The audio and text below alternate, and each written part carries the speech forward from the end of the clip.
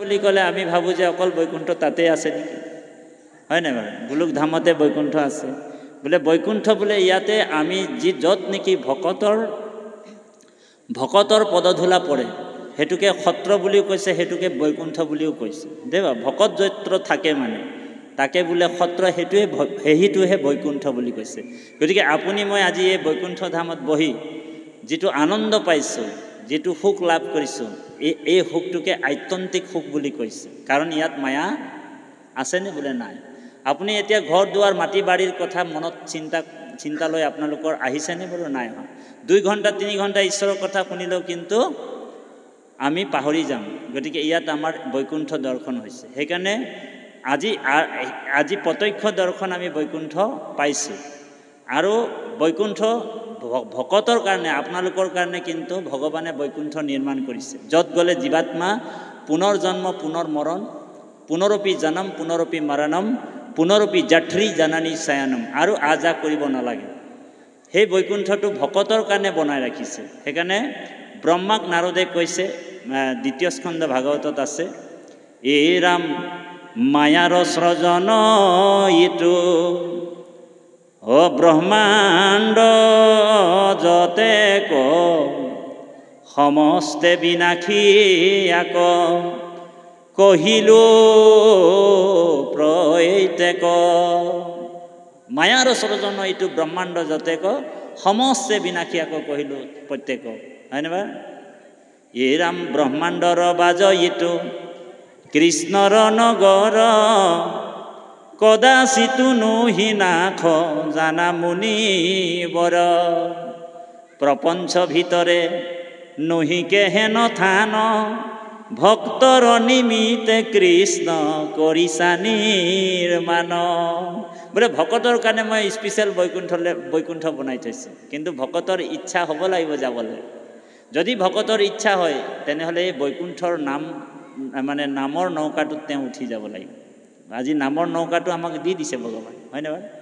যেনেকৈ এই ৰামেশ্বৰ পাঠকে গীত এটা গাইছে নহয়, বৈকুণ্ঠ যাবলৈ যাৰ ইচ্ছা আছে, নামৰে নৌকাতে উঠা এ হৰি শ্ৰী গুৰু শংকৰ কৰুণা সাগৰ, নামৰ পাতিলা খেলা, শ্ৰী গুৰু শংকৰ কৰুণা সাগৰ, নামৰ পাতিলা খেলা। কাৰোবাৰ বৈকুণ্ঠ যাবলৈ ইচ্ছা থাকিবও পাৰে, কাৰোবাৰ নাথাকিব পাৰে। সেইকাৰণে যাৰ ইচ্ছা মুখ্য পায় দেই। আমাৰ বাপজনে যে ক'লে প্ৰশ্নটোৰ উত্তৰটো আমি ওলাই দিম এতিয়া, আপুনি প্ৰশ্নটো কৈ দিব, আপোনাক ভিডিঅ' কৰিব বাপে। যাৰ ইচ্ছা মুখ্য পাইবে নলাগে দূৰক যাইবে, আশা কৰি হবাৰো হিয়াত। কাকো গুৰুজনাই জবৰদস্তি কৰা নাই যে তোমাৰ ইচ্ছা যদি আছে তেনেহ'লে তুমি বৈকুণ্ঠ যদি ইচ্ছা আছে তেনেহ'লে তুমি নামৰ নৌকাত উঠিবই লাগিব। নামৰ বাহিৰে জীৱ গতি পাব নোৱাৰে, বুজি পাইছে? সেইকাৰণে যিসকল ৰখত চতুৰ, আজি যে আপুনি নাম লৈছোঁ, নামত আপোনাৰ কুভাৱে লোক দুৰ্ভাৱে লোক নামে কিন্তু ক্ৰিয়া কৰিবই, নামে আপোনাক গতি দিব। বৈৰভাৱেও যদি নাম লয় সেইজনৰো ভগৱন্ত মুক্তি দিব বুলি কৈছে। কিন্তু বৈৰভাৱে যিসকলে নাম লৈছে, এই যিটো ভকতিৰ ৰস, সেই ভকতিৰ ৰসটো কিন্তু বৈৰভাৱে চিন্তা কৰা ভকতসকলে নাপায়। আজি যিটো আপুনি ভকতিৰ ৰস পাইছে, যিটো আপুনি প্ৰেম ভাৱেৰে লৈছে, হয়নে বাৰু? সেইটো আপোনাৰ শিশুপালে পোৱা নাছিলে, বৈৰভাৱে চিন্তা কৰিছিলে, কংসই কৰিছিলে, বৈৰভাৱে কৃষ্ণৰ নাম লৈছিলে। কিন্তু তেওঁলোকে সাৰূপ্য মুক্তি পাইছে, সাজুৰ্য মুক্তি পাইছে। কিন্তু ভকতিৰ ৰস ল'ব, ভকতিৰ যিটো সোৱাদ, সেই তেখেতলোকে গমেই নাপালে। পালেনে?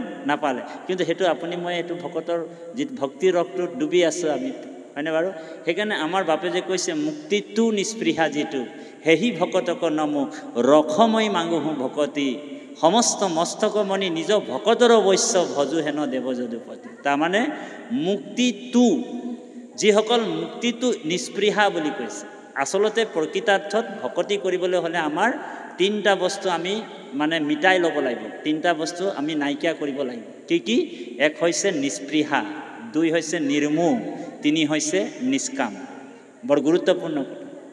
ভক্তি আমি 3টা আহিলাৰে ভগৱন্তৰ ভক্তি কৰিব লাগিব। 1 হৈছে নিষ্কাম, 2 নম্বৰ নিৰ্মোহ, আৰু 3 নম্বৰ হৈছে নিস্পৃহা তেনেকুৱা ধৰণৰ আমি ভকতি কৰিব লাগে। আৰু কামনা কৰি যদি ঈশ্বৰৰ ভক্তি কৰে তথাপিও কিন্তু ঈশ্বৰে কৈছে নহয় যে কামনা পূৰ্বতো যদি কৃষ্ণক ভজয় তথাপিও তেওঁৰ কামনা ভগৱন্ত পূৰ্ণ কৰিবই। সংস্কৃত শ্লোক 2 স্কন্ধ ভাগৱততো কৈছে অকাম সৰ্বকাম মুখ্য কাম উদাৰধি ত্ৰিবেণা ভক্তি যোগেন যজয়তে পুৰুষম পৰম। সেই পৰম পুৰুষৰ যদি কোনোবা কামনা কৰিও ভগৱন্তক ভক্তি কৰিছে তেওঁৰ কামনাও পূৰ্ণ কৰিব, অকামভাৱেও যদি কৰিছে তেওঁৰ কামনাও পূৰ্ণ কৰে, আৰু নিষ্কামভাৱে যদি মুখ্য কামো লাগে তাক গতি লাগে তথাপিও ভগৱানে পূৰ্ণ কৰে। তো কথাটো কি ইয়াত আমি বাপৰ প্ৰশ্নৰ উত্তৰটো আমি দিবলৈ আগবাঢ়িছোঁ। তাৰমানে মুক্তিটো নিস্পৃহা যিটো সেই ভকতকৰ নাম। এতিয়া আমাৰ ভকতিটো কেনেকৈ হ'ব লাগিব বাপ, যে আমি মুক্তিটো বাঞ্ছা কৰিব নালাগে। ভক্তি মুক্তি স্পৃহা পিচাচিনী হৃদয় বৰ্ততে।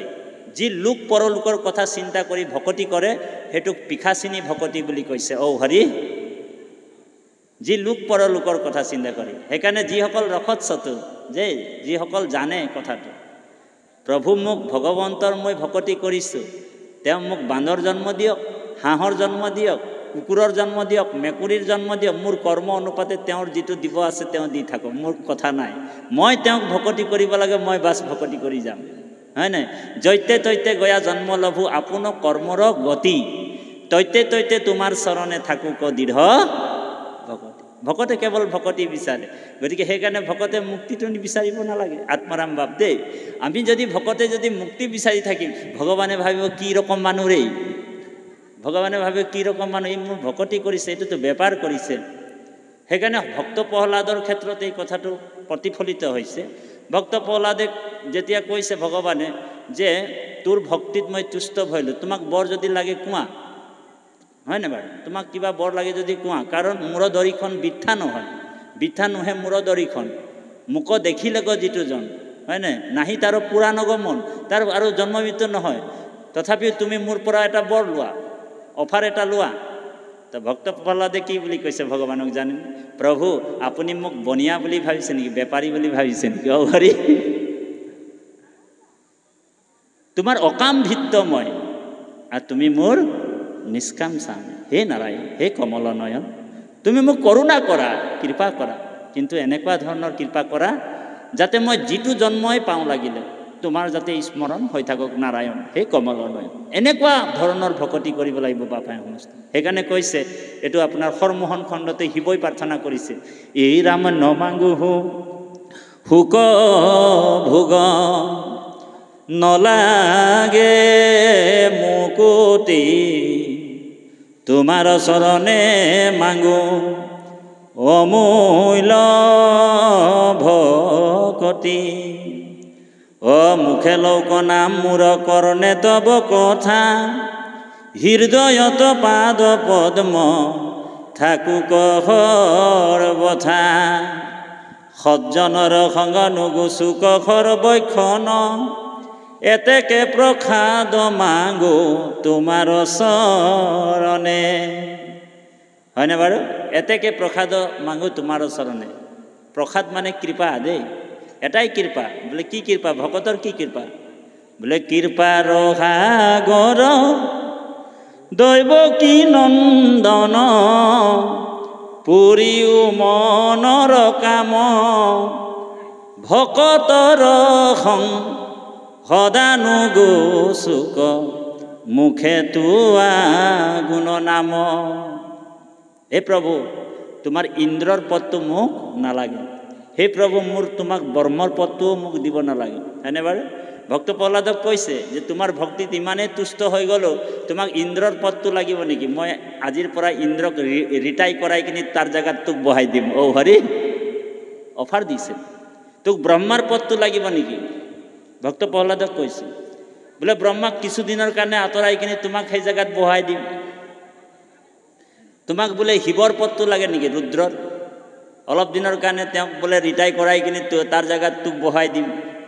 তো ভগৱন্তই কৈছে যে প্ৰভু ইন্দ্ৰ ব্ৰহ্মা পদক মনে নকৰে বাঞ্ছা, ভকত যিজন হয়, প্ৰকৃতাৰ্থত ভকত যিজন হয়, ইন্দ্ৰ ব্ৰহ্মাৰ পদকো আমাৰ বাঞ্ছা কৰিব নালাগে। কিন্তু আজিৰ যিমান গণ্ডগোলবিলাক হৈ আছে, যে আজিৰ যিমান গণ্ডগোল হৈ আছে সমাজবিলাকত কেৱল পদৰ কাৰণে, পদ পদ লাগে, চবকে পদ লাগে, হয়নে বাৰু? পদ নাপালে গণ্ডগোল, হয়নে বাৰু? চবেতো পদ নাপালে গণ্ডগোল হৈছে, গোটেইটো পদৰ গণ্ডগোল হৈ আছে। সেইকাৰণে বাপাই সমস্ত সংস্কৃত শ্লোকত কৈছে যে বৰ সুন্দৰ এটা কথা, বোলে সন্মানম সুৰাপানম বুলি কৈছে। সন্মানটো মদতকৈ নিচা বস্তু। অ হৰি, যিমান সন্মান বিচাৰিব এইটো মদতকৈ নিচা বস্তু। বহুত মানুহে চাব ভকতি কৰিবলৈ গৈছে, তাক যদি আগদিনাখন আগধৰাটো দিলে বহিবলৈ সমাজত, তেওঁ খুব ভাল পাই গ'ল। পিছদিনাখন দিলে সমাজত বহিবলৈ, তেওঁ খুব ভাল পাই গ'ল। তৃতীয় দিনাখন কেনেবাকৈ যদি নাপালে, অ হৰি অ ৰাম, উঠি কিনি লাহেকৈ গুচি যাব। সেইকাৰণে কৈছে যে সন্মানম সুৰাপানম, সন্মানটো মদতকৈ নিচা বস্তু। 2 নম্বৰ প্ৰতিষ্ঠা চুক্ৰী বিষ্ঠা, প্ৰতিষ্ঠাটো গাহৰি মলৰ লগত তুলনা কৰিছে। আৰু 3 নম্বৰ গৌৰৱম ঘোৰ ৰৌৰৱম তস্মাৎ প্ৰেয়ম তেজম, এই 3টা বস্তু জ্ঞানীসকলে লগে লগে ত্যাগ কৰে। ঠিক ভকতিৰ ক্ষেত্ৰত তেনেকুৱা। আমি হে প্ৰভু, মোক পদ প্ৰতিষ্ঠা একো নালাগে, তোমাৰ ভকতসকলৰ লগত কোনোবা এটা চুকত যাতে ধৰা এটা পাৰি তোমাৰ নাম গুণ লৈ থাকি যাতে জীৱনটো মোৰ পাৰ কৰিব পাৰোঁ, সেইটোৱে মোক কৃপা কৰক বুলি ভাবে ভকতে দেই। আৰু সেই তেনেকৈ ধৰণে আপুনি নামত আহিছে, নামত যদি আপুনি বহিবলৈ আগধৰা পোৱা নাই, বোলে কোনোবা এটা চুকৰ ধৰা পাইছে, বোলে তাতেই বহি আপুনি নাম ল'লে হয় ঈশ্বৰ, হয়নে প্ৰভু? সেইকাৰণে বাপাই সমস্ত ইয়াতে পাঠমাধ্যত কৈছে যে মান্য কৰি সুতক পাতিলা সত্ৰ তথা সৌনক প্ৰমুখ্য শুনে ভাগৱত কথা। বেদত প্ৰধান যিবিলাক ঋষিমুনি আছিল, 28,000 ঋষিমুনি, সেই বেদত প্ৰধান ঋষিমুনিসকলে মান্য কৰি সুতক পাতিলা সত্ৰ তথা, সত্ৰ পাতি তেওঁক মুখৰ পৰা ভাগৱতৰ কথা শুনিবলৈ ইচ্ছা প্ৰকাশ কৰিছে। সৌনক বদতি শুনা সুত মহামুনি, পৰম পাতকী কলি পাইল হেন জানি, আৰম্ভিলো যজ্ঞ আহি সহস্ৰ বছৰ, হোম ধুমে ধূম্ৰবৰ্ণ ভৈলা কলেবৰ। আমি পৰম পাতকী কলিযুগ আহিল বুলি জানিলোঁ, আৰু তাৰ বাবে আমি কি কৰিছোঁ, যজ্ঞ আৰম্ভ কৰিছোঁ। যজ্ঞ দেই, যজ্ঞৰ দ্বাৰা যাতে আমাৰ বাতাবৰণটো শুদ্ধ হয়, পবিত্ৰ হয়, আৰু কলিৰ যিটো মানে বেয়া গুণৰ পৰা যাতে এই প্ৰদূষণমুক্ত হৈ যাতে এটা সুন্দৰ যাতে পৰিৱেশ আহিব পাৰে, এনেকুৱা এটা কাৰণে আমি যজ্ঞ পাতিছোঁ। কিন্তু যজ্ঞৰ ধোঁৱাবিলাক লাগি আমাৰ শৰীৰৰ লাৱণ্য ৰূপটো আমাৰ কি হ'ল, ধোঁৰা কাউৰীৰ নিচিনা ক'লা হৈ গুচি গ'ল। যজ্ঞত কিন্তু যজ্ঞ আমি কৰিলোঁ, কায় কষ্ট ব্ৰত কৰি আমি যজ্ঞ কৰিলোঁ, কিন্তু যজ্ঞৰ কিন্তু ফল একো নাপালোঁ। সেই কথাটোকে কৈছে, হোম ধুমে ধূম্ৰবৰ্ণ ভৈলা কলেবৰ, যিটো কৰ্ম কৰোঁ আত নাহিকে বিশ্বাস, আপোনাৰো আয়ুক কৰিলোঁ ব্যৰ্থ নাক। আমি যজ্ঞ বহুত দিনৰ পৰাই আচৰণ কৰি আছোঁ, কিন্তু যিটো কৰ্ম কৰিছোঁ, যজ্ঞ যে কৰিছোঁ এইটো কৰ্মতে পৰে, সেই কৰ্মৰ ওপৰত কিন্তু আমাৰো বিশ্বাস নাইকিয়া হ'ল। বোলে কিয় বিশ্বাস নাই? কাৰণ যজ্ঞটো যুগ ধৰ্ম কলিযুগৰ নহয়, তো কেনেকৈ বিশ্বাস তাত উৎপন্ন হ'ব, হয়নে বাৰু?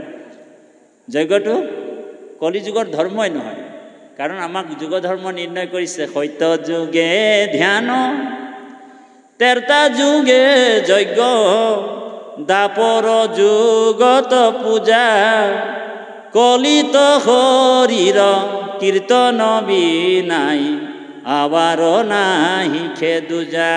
সত্য যুগত হৰিৰ নাম আছিল, আৰু ব্ৰেকেটৰ ভিতৰত ৰাখিছিলে, এই সত্য যুগত ধ্যান আছিলে, ব্ৰেকেটৰ ভিতৰত কি আছিল, হৰিৰ নাম আছিল দেই, মানে আপোনাৰ বান্ধোনত ৰাখিছিলে, ঢাকোন দি ৰাখিছিলে। সত্যত আপোনাৰ ধ্যান কৰি সমাধি কৰি মানে ঈশ্বৰ লাভ কৰিছিল, বা ডাঙৰ ডাঙৰ ঋষিমুনিসকলে ব্ৰহ্মদেৱকো মানে প্ৰসন্ন কৰিছিল, বা নিজৰ কামনা পূৰ্ণ কৰিছিল ধ্যানৰ যোগেদি দেই। হাজাৰ হাজাৰ বছৰ ধ্যান কৰিছিল, সাপলো লাগি গৈছিল। আপোনালোক জানে, অকল ৰাজহাড়ত মানে গোটেই মাংসৰ গাৰ মাংসবিলাক খাই দিছিল, অকল ৰাজহাড়টোৱে বাচি আছিল। তাতো আত্মাটো, ৰাজহাঁহৰ ভিতৰতে আত্মাটো থাকে নহয়, আকৌ অষ্টদল পদ্ম কমল বুলি কৈ যে, অনুৰণি অনিয়ম মহতু মহিয়ান বুলি কৈছে বেদত। এইটো ইমানেই সূক্ষ্ম আত্মাটো, অনুৰণি অনিয়ম মহতু মহিয়ান, আত্মাটো এই ৰাজহাঁড় মানে ৰাজহাঁড়ৰ অষ্টদল পদ্ম কমলত ৰাজহাঁহৰ নিবাস বুলি কৈছে, হয় নাই? কিন্তু আত্মাৰ বিষয়ে আকৌ ঋষিমুনিসকলেও বা বেদজ্ঞ শাস্ত্ৰজ্ঞসকলেও আত্মাৰ সবিশেষ কথাটো নাজানে বুলি কৈছে, হয়নে বাৰু? আত্মা সেইকাৰণে কৈছে আত্মাৰ বিষয়ে কোনে জানিব? আত্মাৰ বিষয়ে কিন্তু ভকতেহে জানে। আত্মাটো গীতাত কৈছে যে নৈনম সিদন্তি শস্ত্ৰাণি নৈনম দহতি পাৱক ন শৈন ক্লেদয়ান্তাপু ন সুশয়তি মাৰুত। আত্মা অবিনাশী বস্তু, আত্মা নিৰ্বিকাৰ বস্তু, আত্মা সনাতন বস্তু, আত্মাৰ বিনাশ নাই। সেইকাৰণে সেই আত্মাটো ৰাজহাঁড়ৰ ভিতৰত থাকিও কিন্তু সেই মানে ধ্যানত লাগি আছে। সেইকাৰণে ধ্যানত থকাৰ কাৰণে তেওঁ মানে বিনাশ নহয়, হাড়তে তেওঁ লাগি আছিলে। আৰু সেই দেৱতাসকলক, যি দেৱতাসকলক আৰাধ্য কৰে মানে আৰাধনা কৰে, সেই দেৱতাসকল সন্তুষ্ট হয় আপোনাৰ বৰদান দি তেওঁক মানে আকৌ পূৰ্ণ শৰীৰ দি কিনি জীৱিত কৰায়, হয়নে বাৰু? তে সেই ধ্যানটো কিন্তু সত্য যুগত কিন্তু ইনক্লুডত মানে সোমাই আছিলে আপোনাৰ ঈশ্বৰৰ নাম। সত্য যুগে ধ্যান, তেতা যুগত যজ্ঞ, হয়নে বাৰু? তেতা যুগত যজ্ঞ আছিলে আৰু হৰিৰ নামটো আছিল, কিন্তু হৰিৰ নামটো ঢাকোন দিয়া আছিল, হয়নে? তাৰপিছত দাপৰত পূজা, হৰিৰ নামটো বেকেটত আছিল, হয়নে? তাৰপিছত কলি যুগত এই ঢাকোনবিলাক আঁতৰাই দিয়া হ'ল, আবাৰো নাহিকে দূজা। এই যিবিলাক দূজা আছিল, যিবিলাক ধ্যান মানে যজ্ঞ এইবিলাক যিবিলাক আছিলে কলি যুগত কিন্তু হৰিৰ নাম। সেইকাৰণে গুৰুজনাই কীৰ্তনৰ আৰম্ভণিত কৈছে, পাখণ্ড মৰ্দনতে আছে নেকি, হৰিৰাম হৰিৰাম এই মূল মন্ত্ৰ, কলিত নাহিকে তপ জপ যজ্ঞ যন্ত্ৰ। গতিকে এই যিটো যজ্ঞ কৰি থকাৰ পিছতো তেওঁলোকৰ কৈছে যে আপোনাৰো আয়ুক কৰিলোঁ ব্যৰ্থে নাশ, সম্প্ৰতি তুমিহে চিন্তিউক মহাহিত, কৰায়ুক পান কৃষ্ণ চৰিত্ৰ অমৃত। কাৰণ কৃষ্ণৰ কথা নুশুনালৈকে জীৱ তৰিব নোৱাৰে। সেইকাৰণে আমি যে কৃষ্ণৰ কথা শুনিলোঁ, আজি কৃষ্ণটো সাক্ষাৎ ইয়ালৈ নাহিব, আহিবনে বাৰু? কলিযুগত কিন্তু কৃষ্ণ সাক্ষাৎ আপুনি যিমানেই শ্ৰৱণ কীৰ্তন কৰি থাকিলেও কিন্তু কৃষ্ণ ইয়ালৈ নাহিব। আকৌ আমাক যদি তাঁতি বাপক কয় যে আপুনি 15 বছৰ ভাগৱতৰ অনুষ্ঠান পাতিলে, ভাগৱতৰ কথা পাতিলে, ভাগৱতৰ ব্যাখ্যা কৰিলে, কিন্তু আপুনি কোনোদিন কৃষ্ণক দেখিলে নেকি? তাঁতি বাপু আপোনালোকক কৃষ্ণক দেখুৱাই দিয়া কথাটো ক'ব নোৱাৰে, পাৰিবনে? নোৱাৰে, হয়নে বাৰু? কৃষ্ণ কোন হয়? কৃষ্ণ কি হয়? কৃষ্ণক উপলব্ধি কৰিব পৰা যায় দেই বাৰু। সেইকাৰণে কৃষ্ণ ভাৱপন্ন হৈ আপুনি মই আছোঁ, হয়নে বাৰু? কৃষ্ণক আপুনি উপলব্ধিয়ে কৰিব পাৰিছোঁ। আৰু উপলব্ধি যিসকল যি জীৱৰ বোলে উপলব্ধি নাই, সেই জীৱ কেতিয়াও সংস্কাৰ হ'বই নোৱাৰে, ঔ হৰি। সেইকাৰণে আপোনালোকৰ উপলব্ধি আছে যে ভগৱন্ত আমাৰ আশে পাশে আছে, উপলব্ধি হৈছে। কথা গংগাৰ মাধ্যমেদি যে আমাৰ হৃদয়ত প্ৰৱেশ কৰিছে, আমাৰ হৃদয়তে কৃষ্ণ আছে, সেই সুদৃঢ় বিশ্বাসটো আমাৰ আছে। সেইকাৰণে আমি কৃষ্ণক সদায় লগ পাই আছোঁ। সেইকাৰণে কৈছে ভাই বোলা মুখে ৰাম হৃদয়ে ধৰা ৰূপ, এতেকে মুকুতি পাইবা কহিলো স্বৰূপ। তাৰমানে ভগৱন্ত এই যে শংখ চক্ৰ গদা পদ্ম অস্ত্ৰ চাৰিখন, চাৰিটি শৰণ আহি ভৈলন্ত উপাম, শংখে গুৰু চক্ৰদেৱ নাহিকে শংখই, নামে গদা ভক্তে শংখই কহিলো নিৰ্ণয় বুলি কৈছে। তাৰমানে নাম যে আমি লৈছোঁ, নামৰ দ্বাৰা আমাৰ যিবিলাক আছে, নামে গদা বুলি কৈছে, শংখে গুৰু, হয়নে বাৰু? সেইকাৰণে ধ্ৰুৱৰ যে এই কপোলত যে শংখটো লগাই দিয়াৰ লগে লগে ধ্ৰুৱই প্ৰত্যেকটা জ্ঞান বিজ্ঞান তদং ৰহস্য বেদ বেদান্তৰ কথাবিলাক স্মৰণ হৈ গ'ল। তাৰমানে শংখটোৱে হৈছে গুৰু, বুজি পাইছেনে কথাটো? আৰু সেইকাৰণে আমি শংখ চক্ৰ গদা পদ্ম আৰু এই শংখ চক্ৰ চাৰি অস্ত্ৰ ধৰি শ্ৰৱণ কীৰ্তন কলিৰ শ্ৰেষ্ঠতম যজ্ঞ হিচাপে আমাক দিছে গুৰুজনাই। আৰু এই জ্ঞান যজ্ঞত যোনে শ্ৰৱণ কীৰ্তনৰ মাধ্যমেদি কৃষ্ণক উপলব্ধি কৰিব পৰা যায়। সেইকাৰণে আমাৰ মূৰ্তি হৈছে চাৰিটা। এক হৈছে মনোময় মূৰ্তি, দুই হৈছে মন্ত্ৰময় মূৰ্তি, তিনি হৈছে ভকত মূৰ্তি, আৰু চাৰি হৈছে বাগ্ময় মূৰ্তি। মূৰ্তি কেই প্ৰকাৰ বুলি ক'লে 4 প্ৰকাৰ মূৰ্তি কলিযুগ। মনোময় মূৰ্তি, ভাই বোলা মুখে ৰাম হৃদয়ে ধৰা ৰূপ, এতেকে মুকুতি পাইবা কহিলো স্বৰূপ, সেইটো মনোময় মূৰ্তি দেৱা।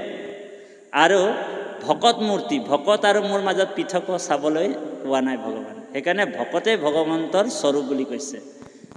বিষ্ণু বৈষ্ণৱৰ কিঞ্চিতেকো ভেদ নাই, দুইৰো কথা কৰে পাত কৰ কন্ধ ছেদ। ভকত আৰু বৈষ্ণৱ মানে ভগৱন্তৰ মাজত পাৰ্থক্য বিচাৰিব নালাগে। সেইকাৰণে কৃষ্ণক পাইবাৰ জানা ভকতিহে পন্থা বা কৃষ্ণক পাইবাৰ জানা ভকতেহে পন্থা, এহি মানে কহে গীতা ভাগৱত। কৃষ্ণক পাবলৈ হ'লে প্ৰথম এপ্লিকেশ্যনখন আবেদনখন কাক দিব লাগিব? ভকতক দিব লাগিব। ভগৱানে কৈছে সিদ্ধিৰ ভৱতী বানেতি অচিত্ত সেৱিনাম, যি মোৰ সেৱা কৰে আৰু সেই সেৱকজনক যদি কোনোবা সেৱা কৰে তেনেহ'লে তেওঁৰ গতি সমানে পাব। আপুনি নাভাবিব, মনত ৰাখিব কথাটো, যদি ভগৱানৰ ভকতি নকৰি আপুনি যদি ভকত এজনৰো শুশ্ৰূষা কৰিছে, ভকতৰ যদি গুণগান কীৰ্তন কৰিছে, তথাপিও আপোনাৰ সেই ভগৱন্তক ভক্তি কৰা পুণ্যটোৱে আপুনি পাব পাৰে। ঔ হৰি। সেইকাৰণে ভগৱন্তৰ মাজত ভিন্ন বুদ্ধি কৰিব নালাগে। ভকতকো পায়া যিটো নকৰে সৰিষ, সাক্ষাতে কৃষ্ণক পায়ে কৰিবেক কি। ভকতক দেখি যিটো নকৰে ভকতি, মুক মাত্ৰ ভকতি কৰয় মূঢ় মতি, তাৰ সম শত্ৰু মূৰ নাই সংসাৰতি। ভকতক নিন্দি মূৰে বুকে মাৰি খায়। সেইকাৰণে ভকতক দেখি কোনোবা যদি কৃষ্ণ বুলি নকয়, ধৰি লওক আমাৰ বাপজন দেই, আমাৰ কাকতি বাপ ধৰি লওক, প্ৰভূত কাকতি বাপ, আমাৰ সুহিদ বান্ধৱ, তেখেতে ধৰি লওক আপোনাৰ কোনোবা এজন জিলাৰ আপোনাৰ ভকত এজনক লগ পালে, নামাচাৰ্য হয়, ভাল পাঠকী হয়, চাৰিওফালে অলৰাউণ্ডাৰ আছে। তেখেতক যেনিবা লগ পালে, বাপজনে ভকতিৰ পথত নতুনকৈ আহিছে বাপ, তেখেতে পটককৈ কৃষ্ণ বাপ বুলি কৈ দিলে, কিন্তু সেইজন আকৌ নামাচাৰ্য হয়। তেখেতে কৃষ্ণ বুলি বিনম্ৰভাৱে সেৱা জনালে, তেওঁ আকৌ এনেকৈ যদি কৈ দিয়ে তেতিয়া গম পাব যে এইজন কোনো নামাচাৰ্য বা আপোনাৰ পাঠকী বা একোৱে নহয়, তেওঁৰ কোনো পদৰ যোগ্যতা নাই। কাৰণ কৃষ্ণ নামত যাৰ প্ৰেম নাই, ভগৱানৰ নামটো আমাক কেনেকৈ ল'বলৈ কৈছে, একাদশ খণ্ডত ভাগৱতত আছে। এই প্ৰেম ভকতিৰ চিহ্ন শুনি উদ্ধৱ, হৰি হৰি বোলন্তে লোতক যাৰ শ্ৰৱে। হৰি হৰি কোৱাৰ লগে লগে চকুৰ পানী আহিব লাগে নিজে। কেতিয়াবা আইসকলৰ আহেনে বাৰু? গুৰু আসনত বহি গুৰু আসনৰ ওচৰত যদি ধৰাত বহি আপুনি যদি হৰি হৰি বুলি কয়, কৃষ্ণ কৃষ্ণ কয়, স্তুতি কৰে, প্ৰাৰ্থনা কৰে, কেতিয়াবা চাব নিজে নিজে চকু পানী আহে। ভগৱানে কৈছে সেইটোৱে হৈছে প্ৰেম ভকতি, তাতকৈ ওপৰৰ ভকতি নাই। এ প্ৰেম ভকতিৰ চিহ্ন শুনি উদ্ধৱ, হৰি হৰি বোলন্তে লোতক যাৰ শ্ৰৱে। প্ৰেমে দ্ৰবৈচিত ইয়াতি গদ গদ বাণী, কতো হাঁখৈ কতো কান্দৈ মোক প্ৰিয় মানি। এৰাম লাজৈ এৰি গাৱৈ গীত নাচৈ আনন্দত, জগত পবিত্ৰ কৰে সেহি হে ভকত। আজি সেই ভকতজনৰ কাৰণে জগত পবিত্ৰ। মোক লাগি যাৰ মনে প্ৰেম উপজিলা, যাৰ মোক লাগিছিল, যাৰ মানে মনত প্ৰেম উপজিলা, নেৰু তাৰ হৃদয়ক সখী সৰ্বক্ষণ, হয়নে? বান্ধিলে ক প্ৰেম জৰি মুহুৰ চৰণে, নেৰু তাৰ হৃদয়ক সখী সৰ্বক্ষণে। মই তাৰ হৃদয়টো এৰিবই নোৱাৰিম, তেওঁৰ আৰু মোৰ এৰা এৰি নাই। তেওঁ মোক প্ৰেম জৰিৰে বান্ধি ল'লে নহয়, তেওঁৰ হৃদয়ত খন্তেক সময়ৰ কাৰণে মই আঁতৰি নাযাওঁ। সেইকাৰণে বাপ আমাৰ পদাধিকাৰ বাপে ক'লে যে ভকত আৰু ভগৱন্ত একেই, আৰু ভকতৰ ভকতি কৰিব লাগিব। মই হৰি জগতৰ বৈশ্যময় ভকত, মই গুৰু জগতৰ, কিন্তু মোৰ গুৰু কোন? মোৰ গুৰু হৈছে ভকত। সেইকাৰণে ভকতেই মোৰ গুৰু বুলি কৈছে। সেইকাৰণে গুৰুদেৱ নাম আৰু ভকতৰ চৰণত আমি ভকতি কৰিব লাগিব।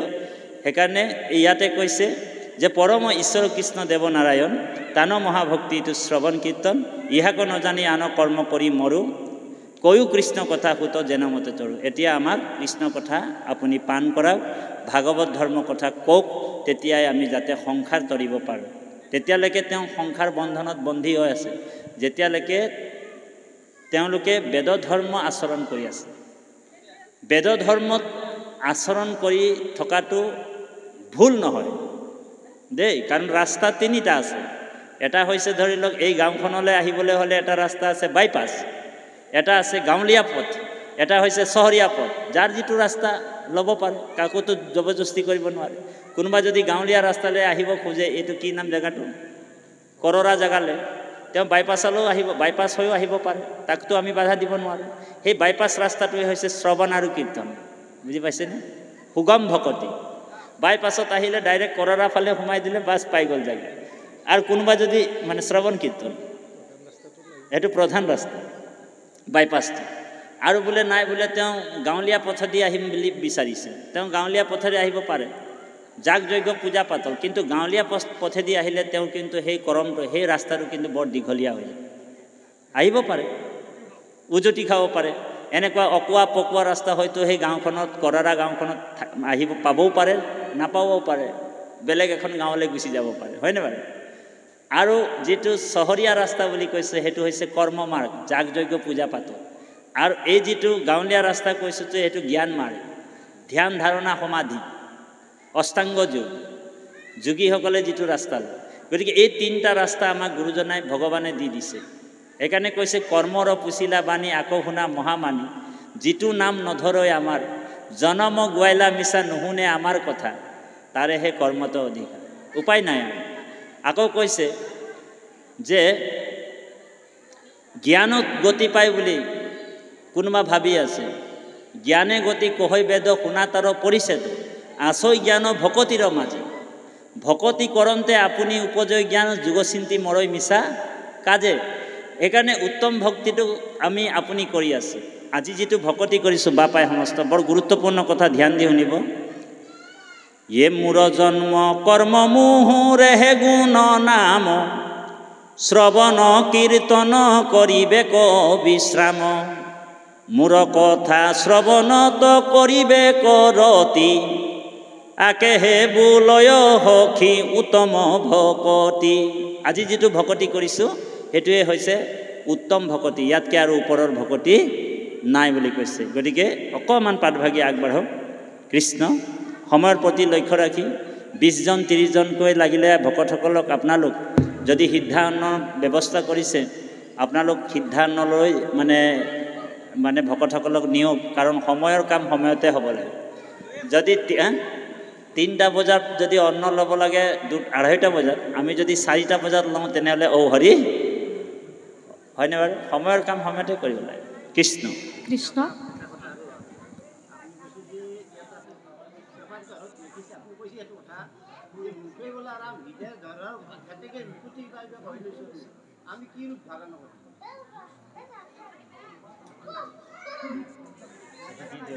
ভালকে কওক, ৰাইজে শুনা পাওঁতে